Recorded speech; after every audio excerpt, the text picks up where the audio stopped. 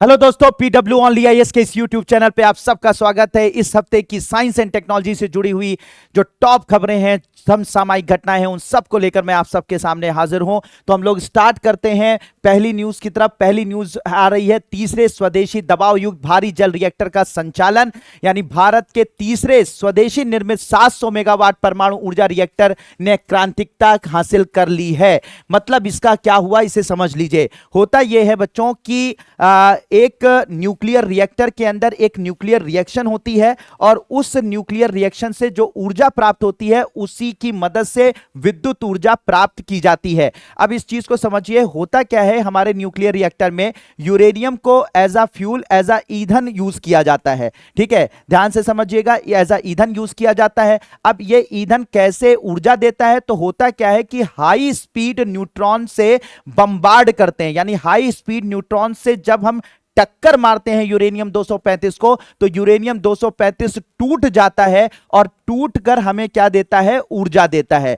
ऊर्जा के साथ साथ ये क्या करता है, अपने आप 3 न्यूट्रॉन और निकालता है। और ये जो 3 न्यूट्रॉन है बच्चों, ये एक एक न्यूट्रॉन वहां पर जो हमारा फ्यूल रखा होता है यूरेनियम का, उस यूरेनियम फ्यूल पर ये 3 न्यूट्रॉन जाकर हिट करते हैं, फिर ये टूटता है और फिर ये ऊर्जा निकालता है। ठीक है, ऊर्जा निकालता है। और इस तरीके से मेरे प्यारे बच्चों की ये सारी की सारी ऊर्जा, एक बार हमने न्यूट्रॉन का बम्बार्डमेंट यूरेनियम पर कर दिया तो अपने आप यूरेनियम पे कर दिया, ऊर्जा निकली, फिर ऊर्जा के साथ साथ न्यूट्रॉन निकले, फिर ये न्यूट्रॉन तीन यूरेनियम एटम को फिर तोड़ते हैं, फिर 3 से 3 और न्यूट्रॉन निकलते हैं, वो 9 यूरेनियम एटम को तोड़ते हैं, फिर 9 से 27 एटम टूटते हैं। और इस तरीके से ये रिएक्शन एक बार अगर स्टार्ट कर दी जाए तो अपने आप होना शुरू हो जाती है। मतलब एक बार आपने न्यूट्रॉन का बम्बार्डमेंट कर दिया तो एक बार जब ये रिएक्शन, ये चेन रिएक्शन, एक श्रृंखला अभिक्रिया स्टार्ट हो जाती है तो ये तब तक नहीं रुकती है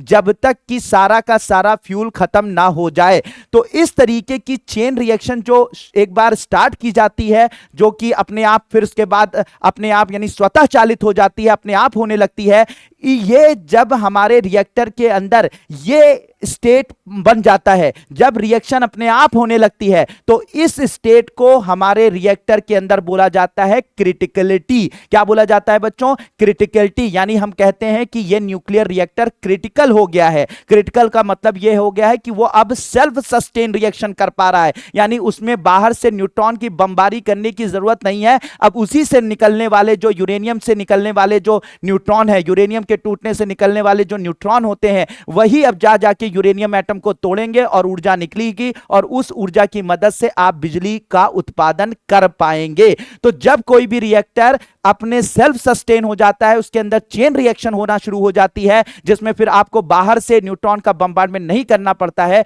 तो इसी को बोलते हैं क्रिटिकलिटी, न्यूक्लियर रिएक्टर की क्रिटिकलिटी। तो एग्जैक्टली ये भारत के तीसरे स्वदेशी प्रेशराइज हैवी वाटर रिएक्टर, ठीक है, प्रेशराइज हैवी वाटर रिएक्टर ने क्रिटिकलिटी प्राप्त कर ली है। ये क्रिटिकलिटी जो प्राप्त की गई है, ये रिएक्टर कहां पर स्टार्ट किया गया है बच्चों? तो ये रिएक्टर स्टार्ट किया गया है रावत भाटा में। रावत भाटा कहां पर मौजूद है? रावत भाटा मौजूद है बच्चों राजस्थान में। कहां पे मौजूद है बच्चों? राजस्थान में ये मौजूद है। तो रावत भाटा राजस्थान में ये तीसरा, भारत का तीसरा स्वदेशी दबाव युक्त भारी जल रिएक्टर को स्टार्ट कर दिया गया है और 2025 में माना जा रहा है ये फुल फॉर्म में ऊर्जा का उत्पादन शुरू कर देगा। कितनी ऊर्जा का उत्पादन शुरू करेगा बच्चों? लगभग 700 मेगावाट ऊर्जा का उत्पादन शुरू कर देगा।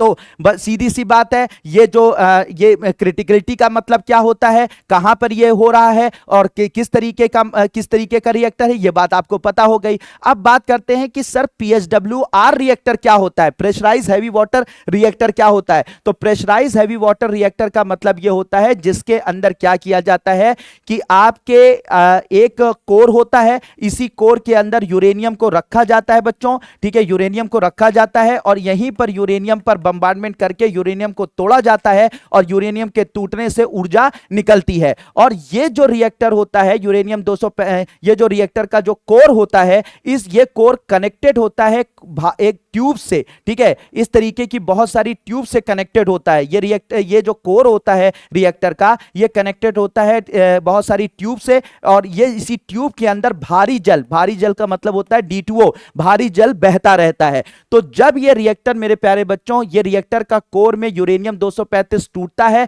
ऊर्जा उत्पादित करता है। इस ऊर्जा की वजह से, इस ऊर्जा से जो ऊर्जा निकलती है, ये बहुत ज्यादा हीट क्रिएट करती है। इस हीट की वजह से ये जो ट्यूब्स होती हैं, ये सारी की सारी ट्यूब गर्म हो जाती हैं। ट्यूब जब गर्म हो जाती है तो इसके अंदर जो बह रहा D2O होता है, हैवी वाटर होता है, ये भी गर्म हो जाता है। और ये जो ट्यूब होती है मेरे प्यारे बच्चों, ये कनेक्टेड होती है बॉयलर से। ये क्या होता है बच्चों? ये बॉयलर होता है, इसके अंदर पानी भरा होता है, ठीक है। तो सीधी सी बात है, ये कोर के अंदर यूरेनियम 235 टूटा तो ऊर्जा निकली। ऊर्जा जब निकली तो उसने यहां से संबंधित जो ट्यूब्स होती हैं वो सारी की सारी गर्म हो गई। इसके अंदर जो हैवी वाटर था वो गर्म हो गया, और जब हैवी वाटर पूरा का पूरा इस ट्यूब का गर्म हो जाता है तो ये ट्यूब किससे कनेक्टेड होती है? इस बॉयलर से। ये बॉयलर के अंदर जो मौजूद होती है, इसके अंदर भी हैवी वाटर बह रहा होता है। तो जब यहां का हैवी वाटर गर्म हो गया तो इसके अंदर जो बह रहा हैवी वाटर होता है वो भी गर्म हो जाता है। उसके गर्म होने से क्या होता है? ये पूरी ट्यूब गर्म हो जाती है। ये पूरी ट्यूब गर्म हो जाती है तो इससे एसोसिएटेड जो पानी होता है वो भी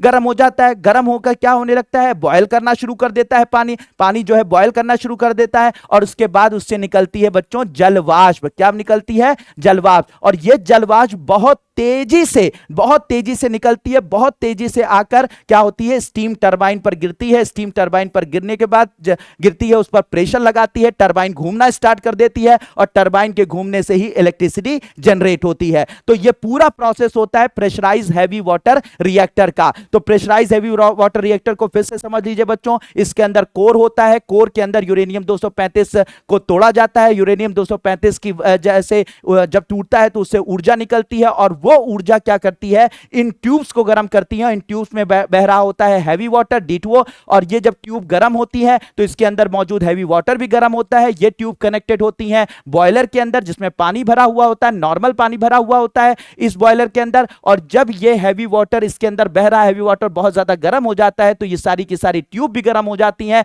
और ये जब बहुत ज्यादा गर्म हो जाती हैं तो इससे एसोसिएटेड जो पानी जो इसको चारों तरफ घेरा रहता है वो भी गर्म हो जाता है, और गर्म होकर वो जलवाष्प में बदलता है। और ये जलवाष्प बहुत तेजी से निकलकर टरबाइन पर गिरती है, टरबाइन को घुमाती है, और बिजली का उत्पादन स्टार्ट हो जाता है। तो मैंने ये दोबारा क्यों रिपीट किया? कि आपके अंदर किसी भी तरीके का डाउट ना रहे। तो प्रेशराइज हैवी वाटर इस तरीके से काम करता है बच्चों। इसके अंदर जो है वो मेनली D2O का यूज, यानी हैवी वाटर का यूज किया जाता है, भारी जल का यूज किया जाता है, भारी जल का यूज किया जाता है। अब कुछ लोग सोच रहे होंगे सर भारी जल क्या होता है? तो याद रखिएगा बच्चों, जो हाइड्रोजन होता है उसके तीन आइसोटोप पाए जाते हैं, 3 प्रकार पाए जाते हैं, 1H1, 1H2 और 1H3 पाया जाता है। तो जो नॉर्मल वाटर होता है जिसे हम H2O के नाम से जानते हैं, उसमें हाइड्रोजन का ये आइसोटोप यूज होता है, यानी 1H1 वाला आइसोटोप यूज होता है। तो यहां पर जो हाइड्रोजन यूज हो रहा है वो 1H1 वाला यूज होता है, जबकि जो हमारा D2O होता है, हैवी वाटर होता है,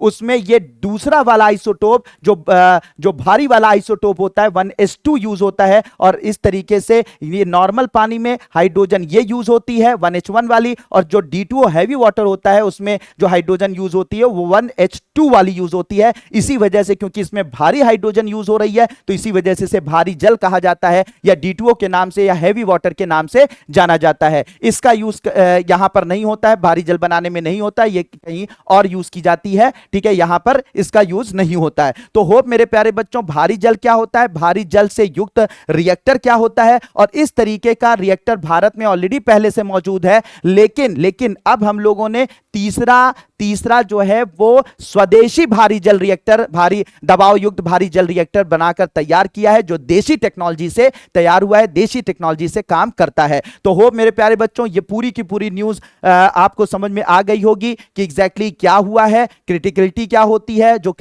और ये पूरी तरीके से ऊर्जा कब निकालना शुरू करेगा? नेक्स्ट ईयर ऊर्जा निकालना शुरू करेगा, ऊर्जा उत्पादन करना शुरू करेगा। तो होप ये बातें आपको समझ में आ गई होंगी। दूसरा न्यूज है बच्चों, स्टारलिंक उपग्रह खगोल विज्ञान पर प्रभाव। अब होता क्या है कि इलॉन मस्क की कंपनी है स्पेस एक्स। इलॉन मस्क को तो आप लोग जानते ही होंगे, तो उनकी कंपनी है स्पेस एक्स। और ये जो स्पेस एक्स कंपनी है, ठीक है, स्पेस एक्स कंपनी है, उन्होंने सस्ते और दूर दराज क्षेत्रों में, सस्ते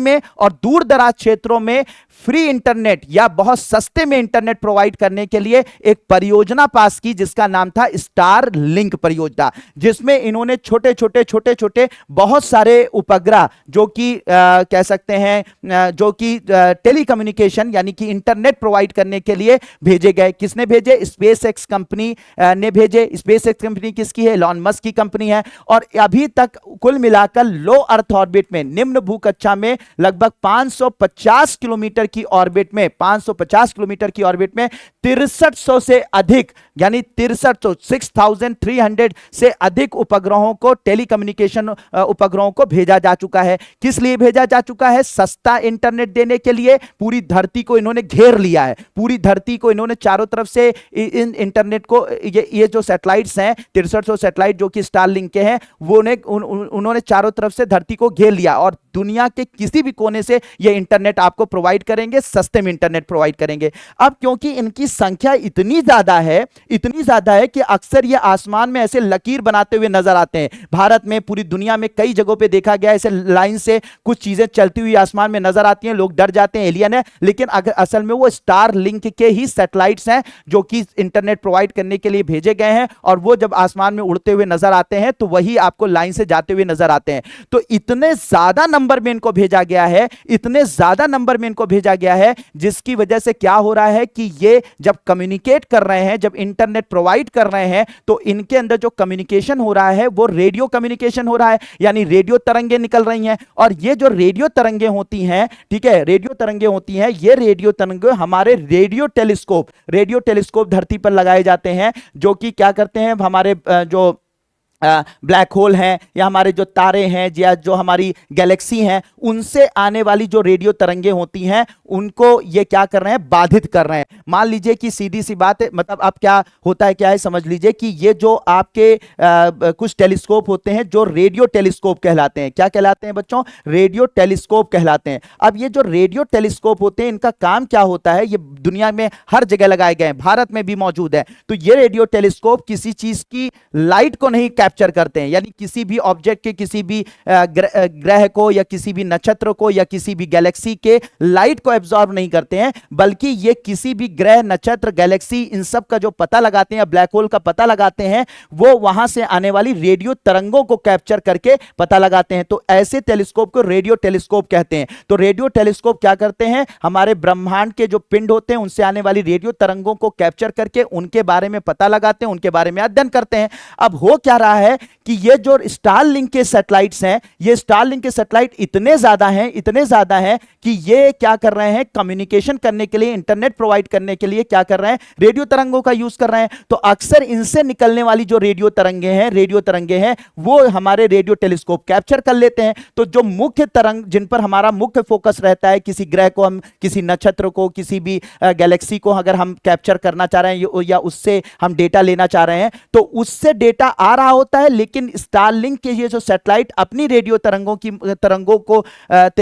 के माध्यम से हमारे इस रेडियो टेलीस्कोप को डिस्टर्ब कर देते हैं। अब हमारा जो रेडियो टेलीस्कोप होता है कंफ्यूज हो जाता है कि ये जो रेडियो तरंगे आ रही हैं, ये किसी गैलेक्सी से आ रही हैं या किसी ब्लैक होल से आ रही हैं, या फिर ये जो है कहीं आस-पास स्टारलिंक का कोई सैटेलाइट घूम रहा है, वो भेज रहा है। इसी कंफ्यूजन की वजह से वो डेटा हमें नहीं प्राप्त हो पा रहा है, जिसके लिए हमने रेडियो टेलीस्कोप लगाया है। कुल मिलाकर मामला सिंपल सी भाषा में, सीधी भाषा में समझा जाए तो ये जो स्टारलिंक के सैटेलाइट्स हैं, ये हमारे रेडियो टेलीस्कोप्स के डेटा को डिस्टर्ब कर रहे हैं, रियल डेटा हमारे पास नहीं आने दे रहे हैं। कभी कभी हमारे डेटा में जो बहुत सारी जो है वो कह सकते हैं कि बहुत सारी दिक्कतें पैदा कर रहे हैं, जिसकी वजह से हमारे वैज्ञानिकों को, हमारे खगोल वैज्ञानिकों को बहुत ज्यादा दिक्कत का सामना करना पड़ रहा है। तो इसे बोला जा रहा है रेडियो नॉइज। इसे क्या नाम दिया जा रहा है? Radio noise. यानी कि एक तरीके से एक पोल्यूशन है, ये एक तरीके का पोल्यूशन है कि इतने ज्यादा उपग्रह हमने भेज दिए कि पता लगा हम किसी दूसरे ग्रह, दूसरे गैलेक्सी वगैरह का अध्ययन ही नहीं कर पा रहे हैं